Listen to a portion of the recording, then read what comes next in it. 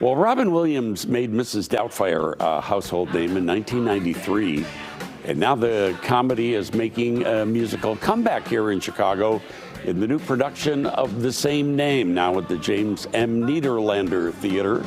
Rob McClure takes on the iconic role on stage and joins us. Welcome. Good to have you back with us. It's my pleasure. Thanks for having me. Thanks. You actually originated this role on Broadway. Yes. And for how many years now have you been putting on the wig and the dress and it all? Yeah, almost for 5 years now. And it's a thrill to finally get to do it because the show had such a tumultuous time on Broadway because it was all during COVID. Yeah. So when they asked if I wanted to bring the show out on the road, it felt like unfinished business. So it's been a blast to be able to bring it to the audiences who are loving it. Talk to me a little bit about the balance of bringing enough of Robin Williams' Mrs. Doubtfire to the stage that people know, but also kind of making it your own and doing something special on your own on stage. Yeah, whenever you're dealing with something so beloved, you want to walk that tightrope, right? You want to make sure that you're bringing yourself to it so that it doesn't feel like a tribute show. No one wants to come to see my impression of Robin Williams doing Mrs. Doubtfire. But what I did hope to tap into was how I remember Robin Williams making us all feel. If I can make the audience feel the way I remember him making me feel in that performance, that's what I'm really trying to channel. And I can always feel the moment, and it's different every night, where I feel the audience sign the permission slip to let me borrow Mrs. Doubtfire for 2.5 hours. Yeah. You know, it's a cool moment where I feel them go, okay, we'll go on this ride. And then we can bring you somewhere new, because the musical, while it hits all the familiar beats, you know, I'm going to light myself on fire, I'm going to hit myself in the face with a pie, you're going to get all the things you want. But the musical will take you somewhere new once you sort of sign over to the new experience with it, and it's a thrill to do. I always think it's kind of amazing when you go see a show and you see the actors jumping in and out of different costumes and different scenery and all that. Yeah. I would think it's particularly challenging for you in this one. It's insane. So I have 31 quick changes. How quick are those changes? The longest I have to do the head-to-toe Doubtfire transformation is 90 seconds, and the shortest is 18 seconds to do the whole head-to-toe.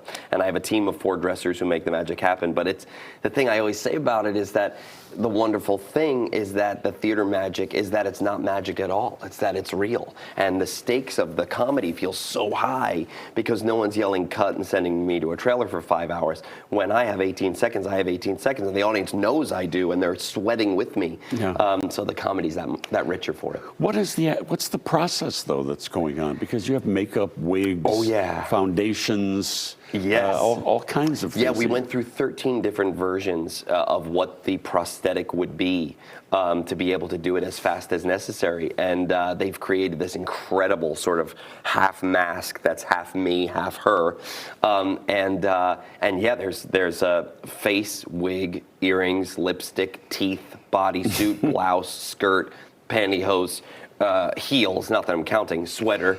And every time you do the quick changes, it's in a different order because of the way the pieces need to come off on stage. And the cool thing is that if you do come see the show, some of those quick changes are right on stage in front of you. So you're going to get to see how it happens. Fun to see all that. Yeah. So how close to the movie version is what you're doing on stage? It starts in the same place, right? We meet this Hillard family in the midst of a tumultuous divorce, and then he loses custody of his kids, and in an effort to stay in their lives, dons this crazy disguise as an elderly Scottish nanny. But once that happens, the musical really has become richer in the family dynamic than the film was, and a lot of the music, what the songs were born out of, is what's going on for the kids in the family and what's going on for Miranda, Sally Field's character in the movie, who's played by my real-life wife. Your real-life wife, yeah. And that was rich for musicalization, because any good adaptation needs a reason to sing, right?